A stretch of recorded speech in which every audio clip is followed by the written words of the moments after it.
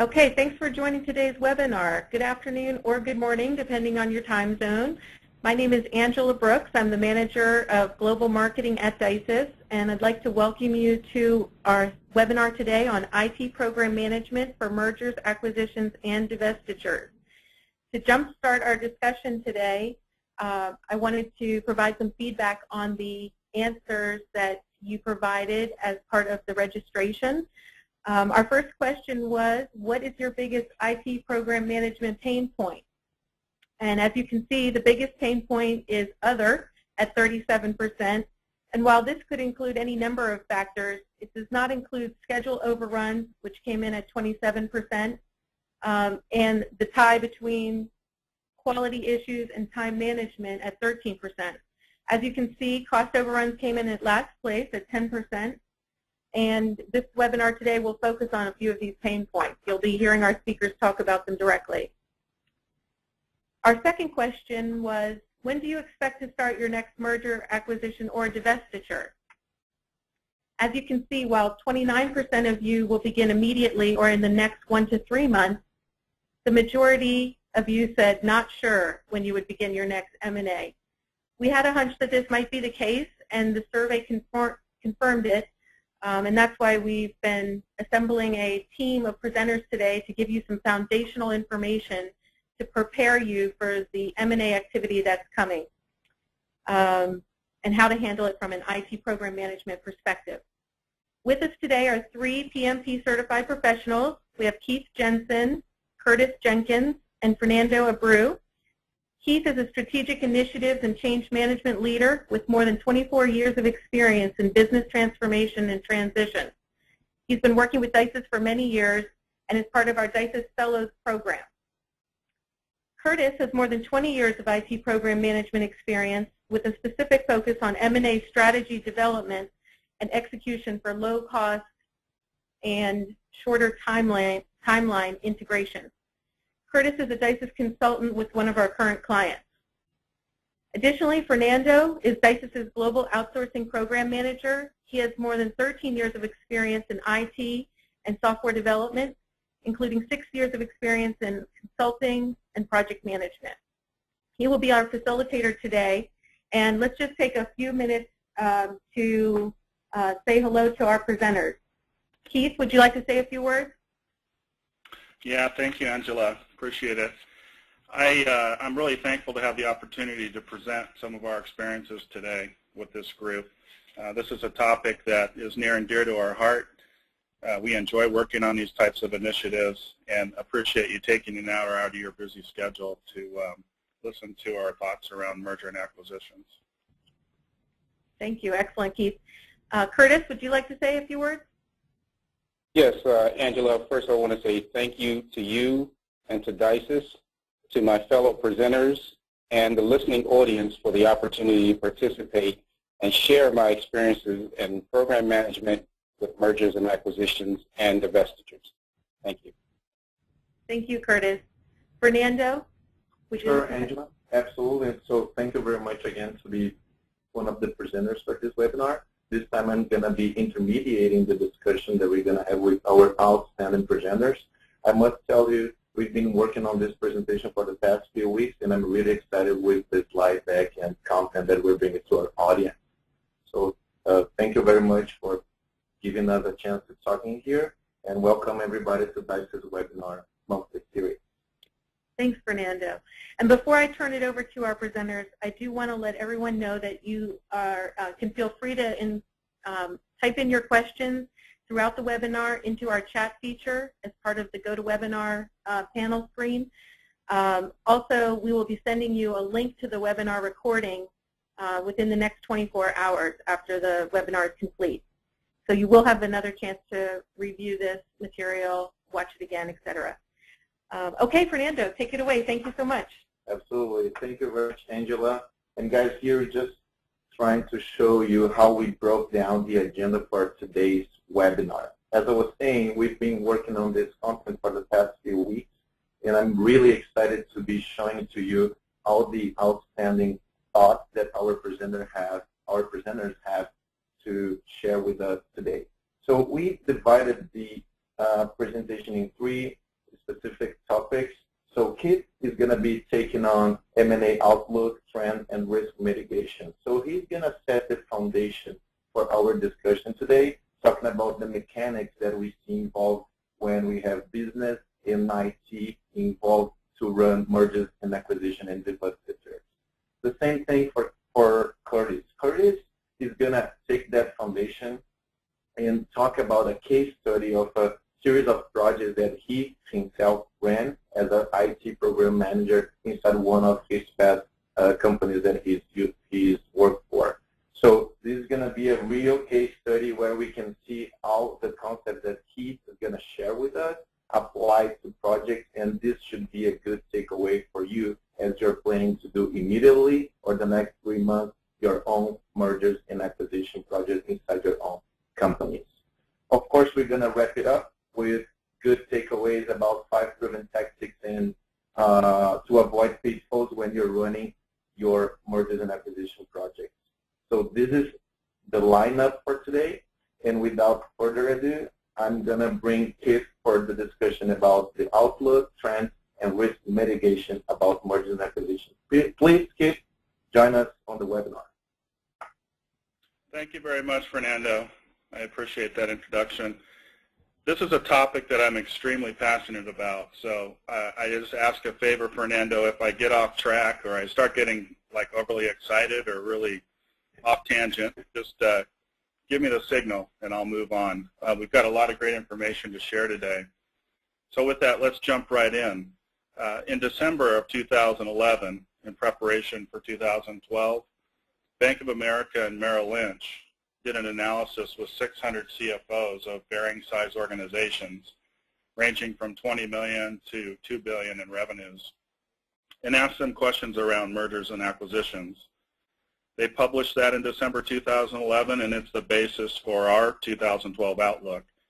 There's a lot of information out there about the outlook, but in our experience, we felt like this information was the most accurate, and 4 months into 2012, we're finding that their outlook is holding stable. So if we look at some of the facts associated with the outlook, we're seeing that in 2012, only 18% of the surveyed CFOs expect to be involved in a merger and acquisition. In comparison to the prior year, this is a reduction of 8%. So kind of an interesting trend that mergers and acquisitions are decreasing slightly. However, something that was a slight surprise is that of those forecasting to pursue an M&A strategy, 89% of them expect to be the acquiring company. So they're not expecting to be purchased, but they're expecting to be in a lead role. So with this, we think that it makes sense for us to be thinking about and planning on dealing with a merger and acquisition project. It kind of ties in with the survey result that 66% of the team members who replied were not sure when they might be involved with the acquisition or merger or divestiture. So again, the important information here is not that there's going to be less merger and acquisition activity, but that if your company undertakes it, it's very likely that you're going to be in the lead position. The analysis continues and addresses the outlook related to the valuation of targets or companies that would be acquired, merged, or even divested. And what they're finding is that attractively priced acquisition targets are much harder to find. They're becoming more scarce, which is a good signal for us because it tells us that the economy is improving.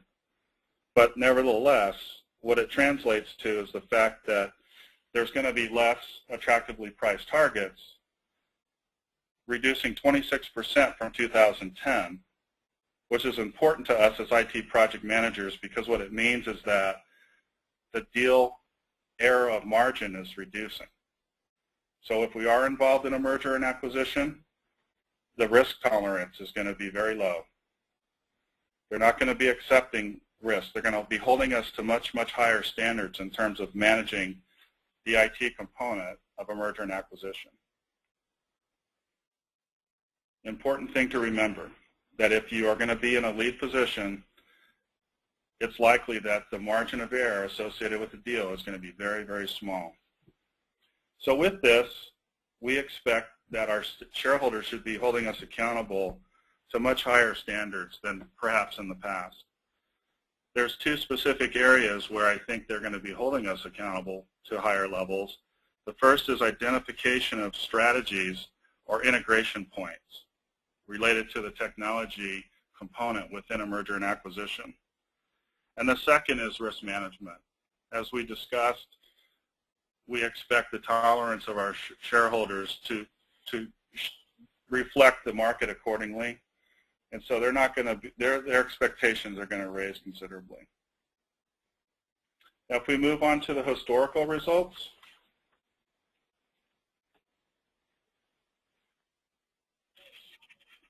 next slide. Historically, what we're seeing is that M&A failure rates are remaining at a high level. These facts are consistent in 2011 with what we've seen over the last several years.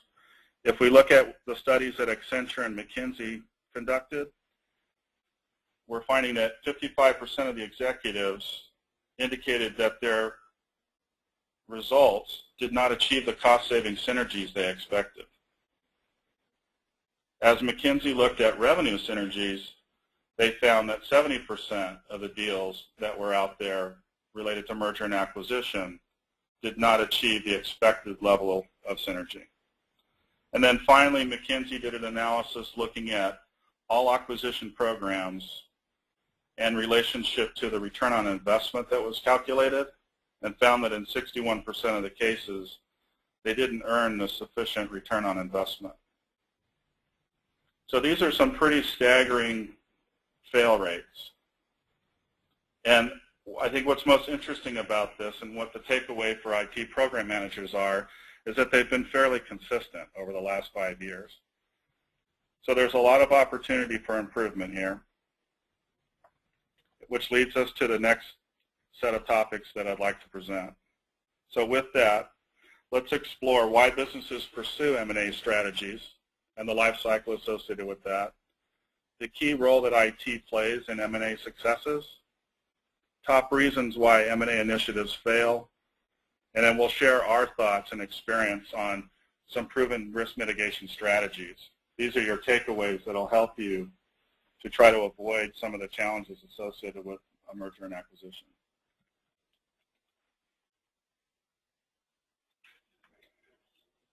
Why do businesses pursue M&A strategies? There's typically two categories of rationale behind the pursuit of M&A transactions, and they're related to business benefits that will be realized. The first is increased market share, and the second is to reduce operating costs. While some look to increase market share and others look to reduce their operating costs, it's important to know that many actually pursue both of those objectives within their M&A strategy. To go just a little bit deeper on increasing market share, there's typically two ways that that is done. One is to increase or decrease, in the case of a divestiture, the scale of an organization.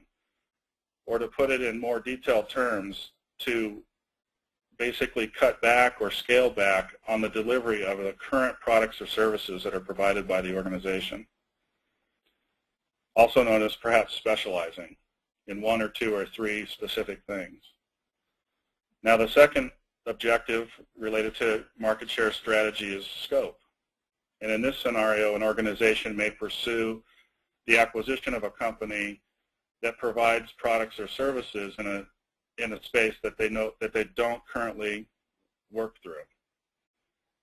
They might add a new product line to their product suite, or they may add a new service offering through acquisition. An example of a scale type of objective, increasing market share, is the recent acquisition of a company out of Canada called Zeller. They're a retail store, and the U.S.-based Target organization purchased Zeller. And their strategy is to buy 250 stores the assets of those stores and convert those into target stores. So you can see that this is a good example of scale in that they're not going to be shifting or adding to their product suite or services. They're basically pursuing the acquisition to scale the operation and increase their market share in a brand new market for them. Looking at reducing operating costs at a more detailed level, we see that those synergies typically fall into three categories or integration points. There's benefits from economies of scale. There's shared overhead opportunities when you acquire an organization that provides a similar service or delivers similar products. And then there's operational integration.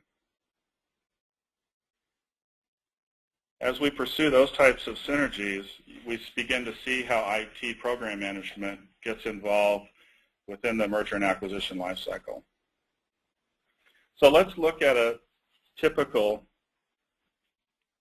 lifecycle of a merger, acquisition, or divestiture. And we've laid out the diagram here from a project management perspective.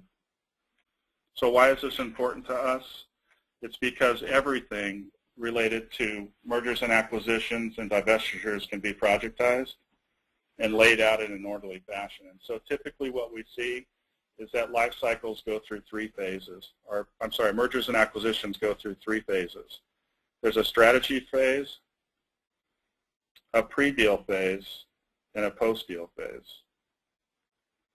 Within those different phases, thinking about this as a work breakdown structure you see within strategy, it's all about formulating different types of strategies to pursue merger and acquisition deals.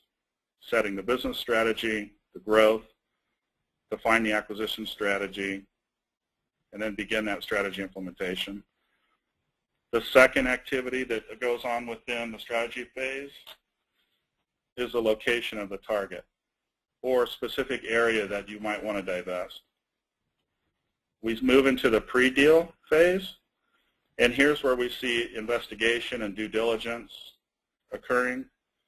And this typically occurs before the deal is completed with the merger acquisition or before the terms of divestiture are negotiated and finalized. And this is typically the first place where information technology professionals are brought into a particular merger or acquisition activity. The next step within pre-deal is to negotiate, set the legal terms, secure talent and teams, and close the deal. And then finally we have the post-deal phase where it's all about integration. Either the scale or scope objectives are defined, or in the case of reducing operating expenses, we've identified points of integration, areas where we can achieve economies of scale, duplication within corporate overhead operations and shared overhead opportunities, or integrating operations. Back to the reducing operating expense example, I thought it might be nice to talk a little bit about probably one of the largest mergers that's going on today. This might be an opportunity for you to do some homework, if you like, to study further a specific case. But Continental and United are merging. This deal was wrapped up at the end of 2010 and is really in the middle of its integration strategy. They expect to achieve full benefits by 2013, and they're projecting those benefits specifically in the area of reducing operating costs at $1.2 billion per year in reduced operating expense. And this is an example of where those opportunities come from. It comes from sharing of reservation systems, sharing of websites that customers use in order to book reservations or get updates about their flights, in the areas of training and development for their pilots. And as an example of economies of scale, with the combined organization, there's a significant amount of purchasing power that they have, and so they can get better pricing on parts to repair their planes. With that, let's go ahead and shift to the key role that IT plays in M&A successes. Yes, Kit. I would like to transition to the next item because we can see from the outlook that we have a lot of companies that are willing to be the acquiring company. Then we see the results where these studies and research are showing that the numbers could get a little better, let's just say, as far as the results to the mergers and acquisitions. Then we have this understanding about why companies merge and acquire others, and also this life cycle that everybody should be aware of. So how would business and IT program management correlate right now to make these numbers from the survey look better to the next year, considering that those were 2012 results? Yep, the primary theme of all of the risk mitigation actions and top reasons why things fail, which are things that we'll be looking at, is that IT program management needs to get involved early in the M&A cycle. And we'll talk in a little more detail about that when we talk about proven risk mitigation actions. But that's a good thing to keep in mind as we move forward. When you're thinking about what your role is in the overall M&A success, how can I continuously move myself further up in the project life cycle and get involved earlier? So as we look at this and start to factor out what our role is and how we contribute to the critical success of the overall merger and acquisition effort, we see up at the top left the two primary areas where IT program management is involved with the merger and acquisition activity today. So within the pre-deal phase, during investigation, typically people reach into the IT program management and IT organization to assist with due diligence. Not typically in a lead capacity, but in a capacity where we're brought in to contribute to the due diligence. But where we really spend most of our time is post-deal, is in the integration phase, where we're implementing the integration plans.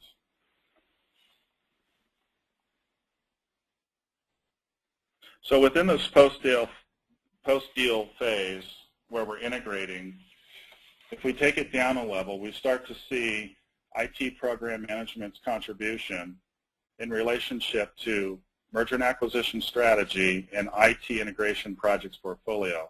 So looking at this diagram at the bottom of the page, we're sharing with you a three-dimensional view of how IT program management engages with the overall M&A strategy, whether they're increasing market share or reducing operating expense, and how that shapes out an integration project portfolio that's specific to the merger, acquisition, or divestiture.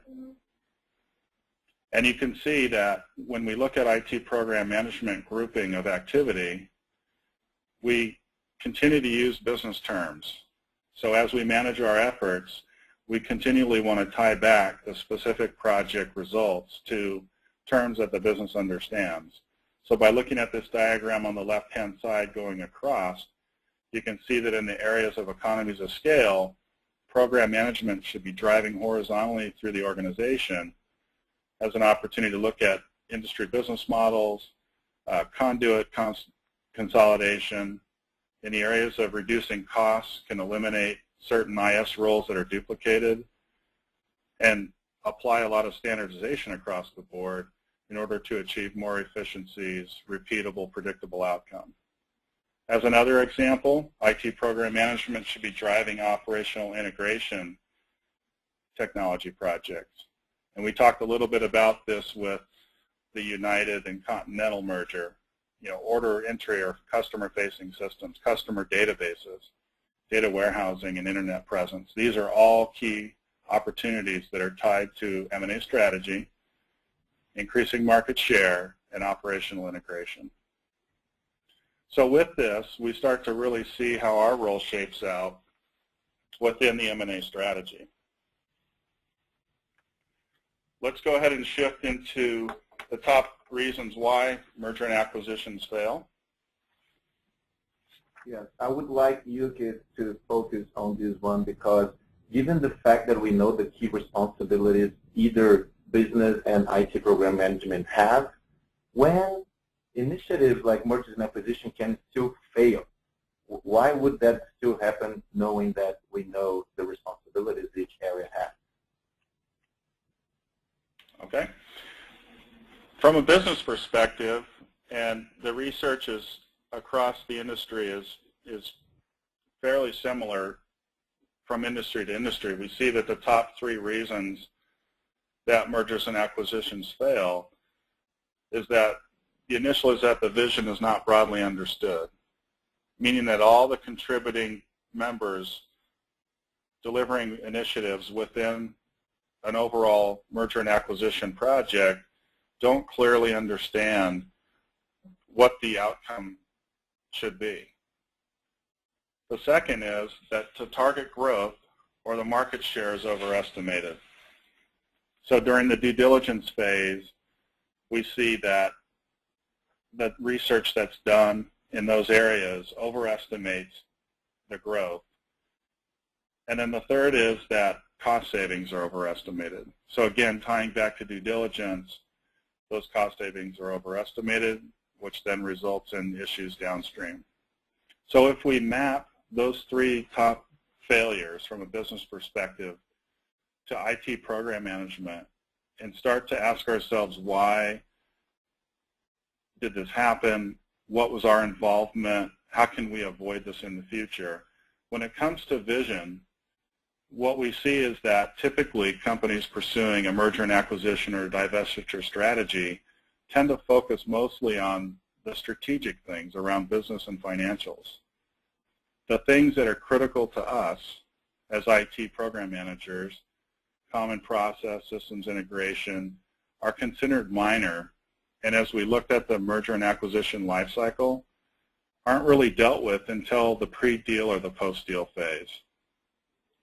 This is analogous to why it is within system development, for example, that we always try to bring quality assurance team members into our initiatives earlier in this life cycle, up around the requirements definitions phase.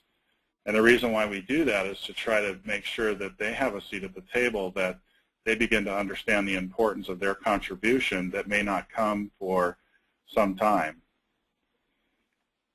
And when we look at the impact to program management as it relates to the business benefits being pursued, either target growth or cost savings, what we start to see is that in this situation, the expectations are set at levels that become a challenge for us to attain. Just because we find and discover in later phases that target growth or cost savings were overestimated doesn't mean that our pursuit of the overall return on investment that was initially understood and became part of the terms of the deal has changed. Doesn't mean that we're off the hook. So with that, we see that pressure mounts for us to attain those results as stated without any adjustment to timeline or to resource costs. We see that new risks begin to emerge, and they start coming out at a much faster pace than we've previously experienced. Again, this expectation, and all of a sudden we start discovering that things were overestimated, cost savings were overestimated, frustration kicks in. If it's a very public transaction, then the shareholders start to get nervous, and all of that comes around to us, and we start to see these risks emerging at a much faster pace. And this begins to challenge our program management and project management risk practice. If this isn't something that we do all the time and we don't have years' experience doing it, we're going to have to step back and evaluate our current risk management practice and see if it's effective enough to manage us through this challenge. And then finally, this is more of a kind of a critical success factor, but with the emerging pace accelerating, we need to have more and concise executive decision making. Let's move on to the proven risk mitigation strategies.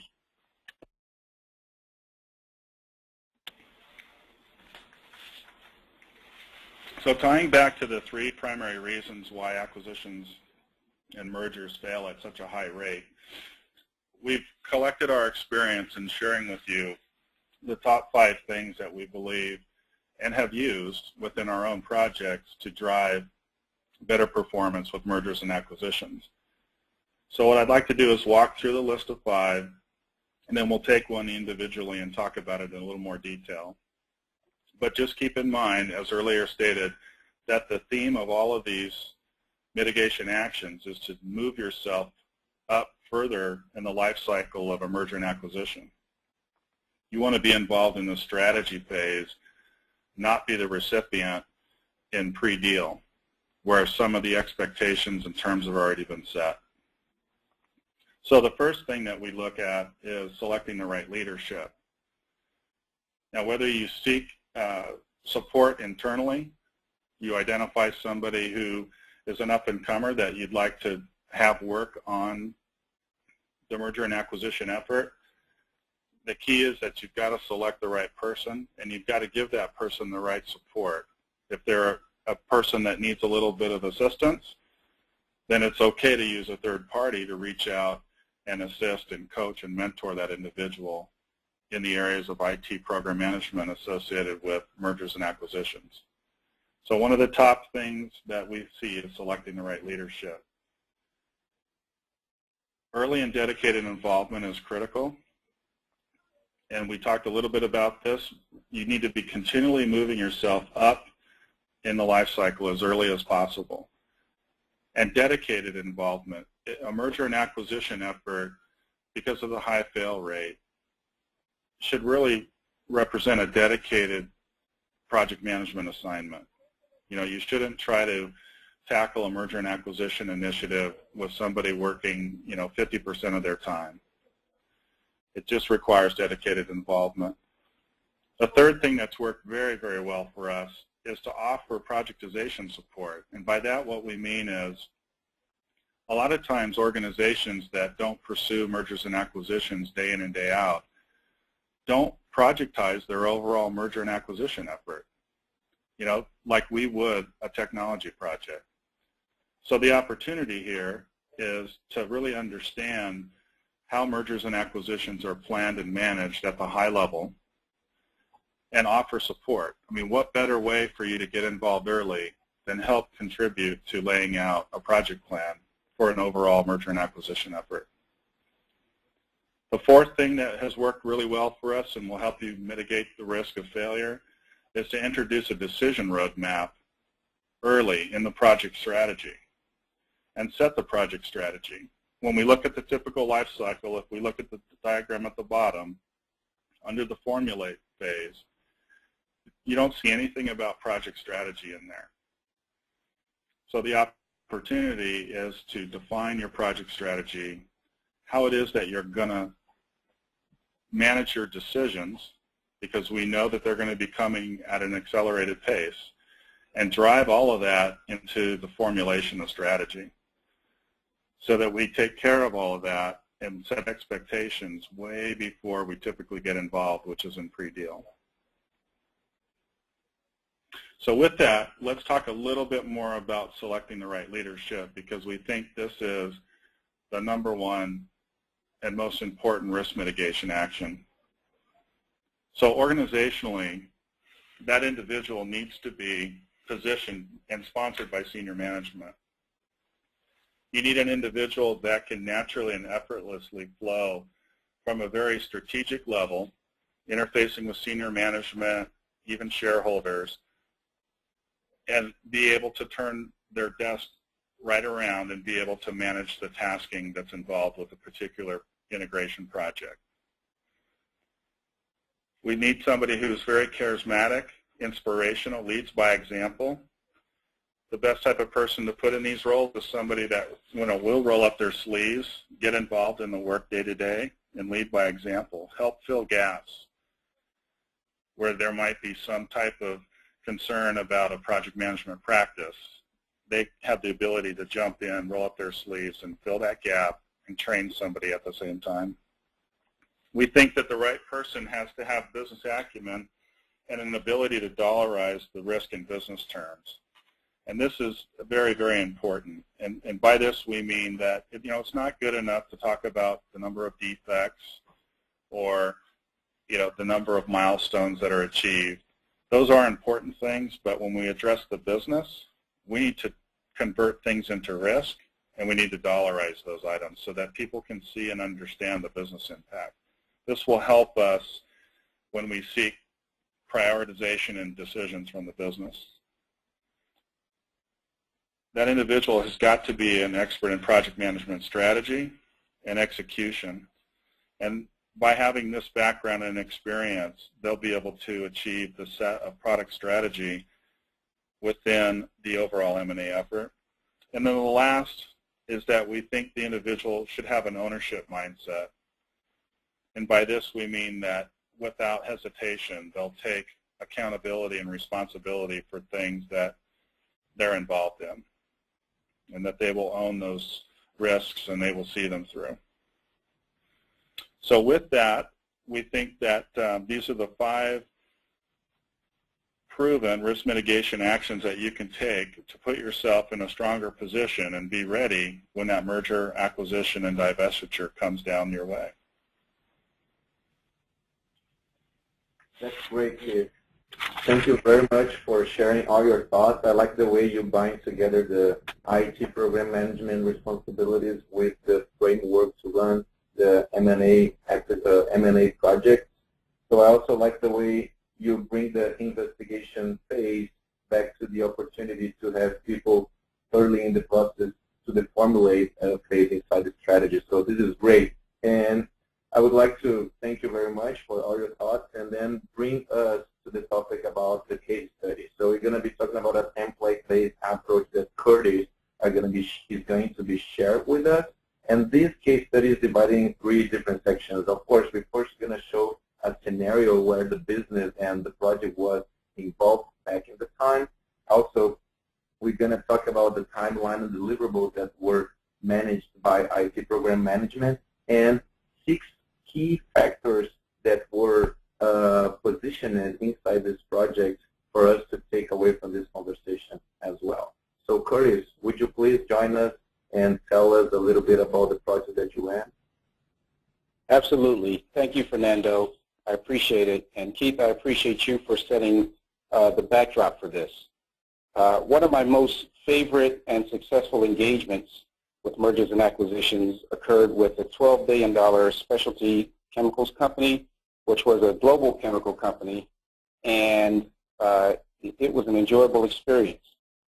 So to give some background, the economic environment around 2006 to 2009 was not good. From the perspective of the company, they wanted to reduce their costs, and managing businesses or projects across the world was difficult with travel budgets that were severely cut. Business units continue to look at cutting, and IT was always their favorite target. However, the company wanted to grow 30%, and they knew they could not do this organically. So they came up with what they termed Vision 2010, and it was a 3-year growth strategy to grow by 30%.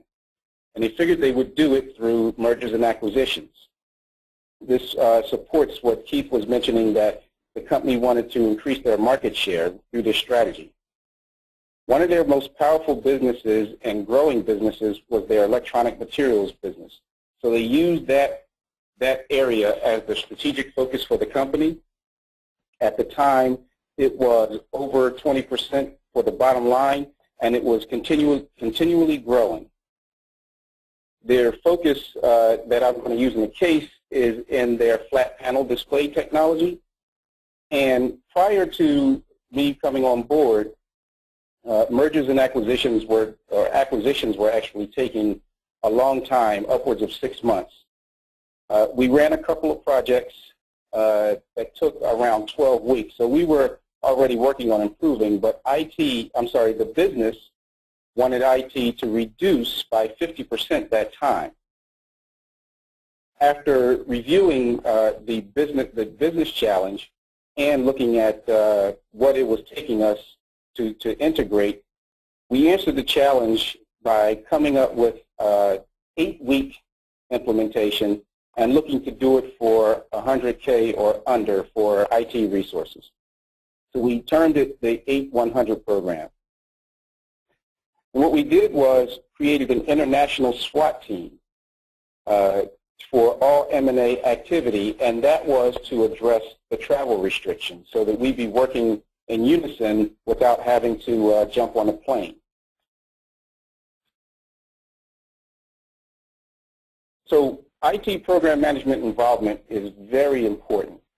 What IT had that the business recognized was the project management discipline, the discipline to get things done.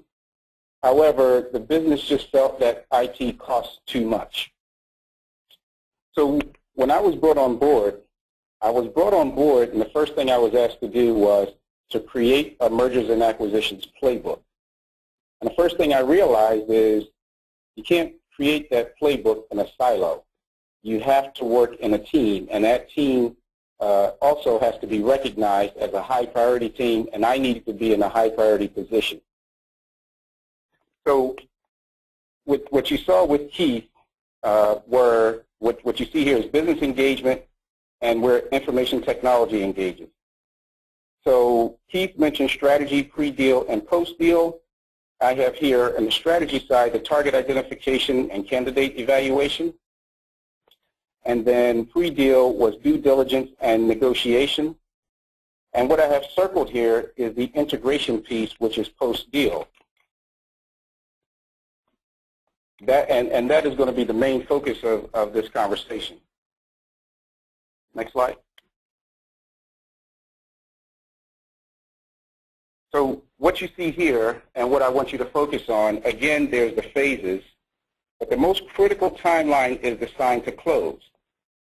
And we recognized that earlier and realized that you can't have all those activities that happen in that sign to close without any pre-work or involvement. So there was an M&A due diligence team that had some responsibilities and deliverables that were taken care of in the earlier phases. And in my opinion, not early enough, as alluded to by Keith, we should get involved in the strategy phase. But we were nonetheless successful because of that M&A team putting together the deliverables that they needed to put together and then passing them on to the M&A execution teams that you see begin in the sign to close phase, which is also the post-deal. So I just wanted to highlight on this slide how critical the sign to close period is, a visual of what the work that's involved. The transition services was specifically to divestitures, and wanted to make sure that that during divestitures you can charge the acquiring company if they weren't able to operate on their own. Next slide. So the business had recognized, the business and IT departments both recognized that the issues that Keith mentioned earlier with, and also experienced these issues prior to me coming on board. However, after going through a continuous improvement process, we determined that there are 6 steps to doing it right. First step is organizing the people. Next step is identifying what type of merger and acquisition is occurring. So there's various categories. And there are more categories that I'm going to discuss that are outside of mergers and acquisitions, but they're very similar in nature, so we lump them in. We recognized what the emerging risks were. We knew that we had to organize both the key critical project management deliverables, but also getting the business involved and organizing key functional deliverables. Then we executed the project plan and functional deliverables plan. Next slide. So the first thing we did was we got a mergers and acquisitions due diligence core team, the IT SWAT team. We were able to get, and I was able to convince many of our senior leaders, we need at least a project manager, one overall functional lead that represents all of SAP, one overall technical lead that represents all of infrastructure, one human resources representative, and one finance lead. And these were the people that were allowed to get information during the earlier phases, during the strategy phase. It was important for us to be able to do this and then work back with other team members using code names so that we can do some pre-planning. We can provide cost estimates, time estimates, resource estimates, so that when the deal was signed, we were poised and ready to execute. Additional business SWAT team participants were functional representatives for each of the SAP functions who coordinated with the SAP leads, technical representation for each technical function as needed, depending on how much IT integration we were going to do from a systemic perspective, and then also business liaison representation and HR representation. Then next slide please. Then we looked at what are the M&A categories. So a new rapidly developing economy. So this is a merger or joint venture where there's no current business presence. There's a risk involving localization because we don't know what the finance laws are in that particular country or other surprises that you have to take into account. And absorption, which will be the focus of this case, is a pure acquisition, and it could also be a new RDE or have a location that's not in the country's region or footprint. A new plant, that's an SAP determination. That was something that we could do very easily, but you were impacted if the new plant was an RDE. Divestiture, and that's this getting rid of the companies that you wanted to shed. But one of the things we did was, in our segregation and separation, push the cost to the acquirer. This also gave us an opportunity to make money in transition services when the organization did not have strong IT, and so we would charge for those services up until the time we separated. And then a joint venture required us to put decisions around whose systems we were going to use, whether we had the best IT system or they had the best IT, or we would come up with a hybrid. And either company can own 50% or greater, which provides leverage on these decisions. So many times in our joint ventures, we were the larger company. So the next one was recognizing that there were risks and constraints. So we couldn't share information openly, and this had an impact on planning and a higher risk for surprises. International mergers have localization laws that are unpredictable at times. The critical path for the schedule for IT, there are things that cannot be reduced. So depending on how the business wanted to respond to the integration, we had to make them aware of that. And then you must resolve before closing any HR issues. You don't want to mess up payroll. Next slide. So the next couple slides deal with some of the key deliverables. This slide focuses on the project management deliverables using the ASAP methodology, showing activities and key dependencies and key deliverables. But the thing I wanted to highlight at the bottom right is that at the end of this, there was an invoice that was provided to the business. That also showed them the cost associated with the integration. Next slide. In this slide, the functional deliverables, it was a 6-phase end-to-end methodology with specific deliverables within the entire organization, not just IT. So you can see it's very small, but legal, communications, HR ops, facilities, audit, R&D, all those other organizations. This was a company-wide initiative. It shows key matrix.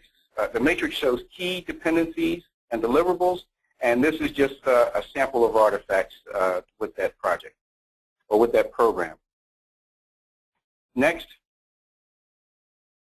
slide. We executed the plan, and this was a snapshot of the plan that shows the business project management and functional IT deliverables, the HR deliverables, and the IT infrastructure deliverables. But what I wanted to highlight was the 2 milestones where the sign to close, which is the 8-week period, and also in red are some of the key decision points and key critical path constraints. So those were the 6 things that we did: organizing the people, identifying the categories for M&A, recognizing the emerging risks, organizing the critical PM and functional deliverables, and then executing the plan. Yes, and then Curtis, from all these critical success factors, what are the key lessons learned, let's just say, that you would like to share with us about your projects? Sure. As I mentioned before, these are focused on absorption projects, which were pure acquisitions. And so the first project you see here happened in the USA. Cost was the main impact there. We were able to complete on scope. But at the time, we didn't have a good chargeback model, so some creative accounting was used to fit the business expectations, and then later we determined that there was $135,000 not counted in the costs. So, but as we got better and went more international, we had in Russia and Finland schedule impacts and cost impacts and resource impacts due to the fact that we didn't have the best resources in those areas, and so travel was impacted because we had to get more senior resources to mentor those resources, and it ended up being a double dip in the cost. From the project in Korea, began to show some of the program having operational costs reduced because the business and IT worked together so much. The businesses then were able to take over in their functional areas, reducing the need for some of the IT people. And so we begin to see some of the cost savings. Now, the fourth project is an exercise in hubris, because this one, the scheduling cost increased by 50% because we decided to skip the blueprinting phase, one of those key items that I talked about earlier. Now, when you look at the planning and controlling costs, they're very consistent on the right-hand side about how much it costs for project leadership. And that's very important when you're running a project, that your time and your project management time is accounted for. So the first 3 projects show consistently that it was around 30%. The last project became 43% or 13% more because skipping planning then made us go into a triage mode after discovering something that we would have found in planning but weren't able to find. So these are the key lessons learned. It was a wonderful exercise. It was one of the best times in my career, and it supports many of the things that Keith had set the background for. Awesome, Curtis. Thank you very much for sharing your experience with us. As we're moving forward to wrap up this webinar, I would like to thank you both guys for sharing all your thoughts. And the way we would like to finish this webinar is to give our audience the good takeaways about pitfalls that we need to avoid. So here are 5 proven tactics that while we were working on this content and learning from the guys' experiences, we came up with these 5 items to share with you. So what are the must-dos for your next M&A project that is coming up? So first of all, and the guys were talking about it more than once, select the right leadership. You need to make sure that you're going to have a company or you're going to have a partner that's going to tell you, well, who to buy, what price to stick with, when pressure, especially when pressure mounts, what price, what else other than dollar amount would be important on the mergers and acquisition, and who is going to get the job. So this is very important to have a good partner to deal with and help you to advise what next steps to take. Another good thing to do, and of course very important, is about planning. So of course everybody knows this sentence, but failing to plan is planning to fail, especially in here. So we need to pay extra attention to planning, especially because both parties need to leave the table feeling good. So it has to be taken care of, the fact that both companies are going to have to meet a good strategy to run the mergers and acquisition. Also, we need to make sure the pieces fit. So getting people involved early in the process and visualize what things are going to have to be integrated is a very good thing to do at the beginning, so we don't have further problems when these people are going to be working together for sure. Also, we need to prioritize the most important activities. So do not do the easiest ones, the easiest activities first. We need to do what brings the most and effective return of investment from the mergers and acquisitions. So one of the things that usually when we are studying M&A is buying a company or merging to a company is a lot of fun, but integrating is almost hell. So this is what really has to get into it. And for the last one would be taking into consideration internal aspects of the organization. And here, not only the acquiring company, but also the acquired company, we need to take care of their internal aspects. So it should be, or it should go without saying that knowing the company inside and out is vital to do all the mergers and acquisition processes inside your companies or the companies that you are acquiring. So with these 5 proven tactics to avoid pitfalls, we finish up our webinar for today, and then we'd like to give Angela to take on the Q&A. Thank you, Fernando, and thank you so much, Keith and Curtis. Great job. Lots of great information. We did have a couple questions come in, and I just want to field one of those to Keith and one to Curtis before we sign off. And to Keith, what the question was, sorry, I'm looking at it. With the statistics that you showed at the beginning, the question was, how did those percentages vary across various industries? Shared our averages across industry. The study that we reviewed and that we think is the most appropriate for planning purposes is the executive summary that was provided by Bank of America and Merrill Lynch. So these are averages across all industries. You know, when I look at different industries, I don't see too much variation from the fail rates that were shared as historical results.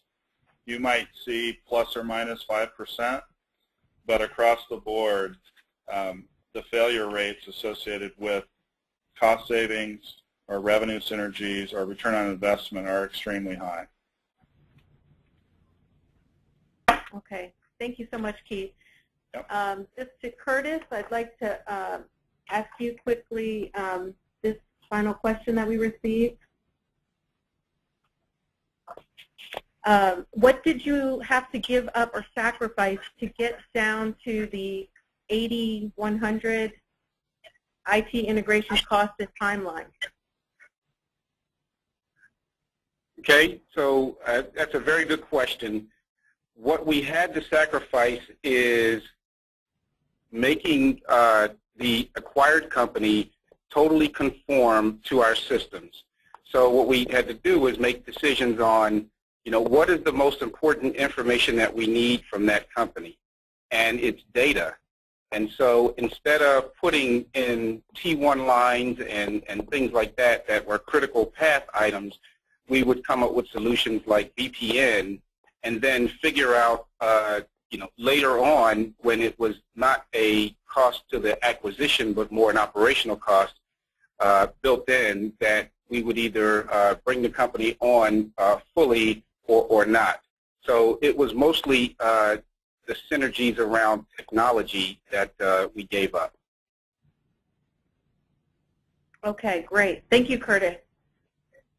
All right, thanks to all presenters today. I just want to thank all of our audience as well for being with us. This has been a very exciting webinar.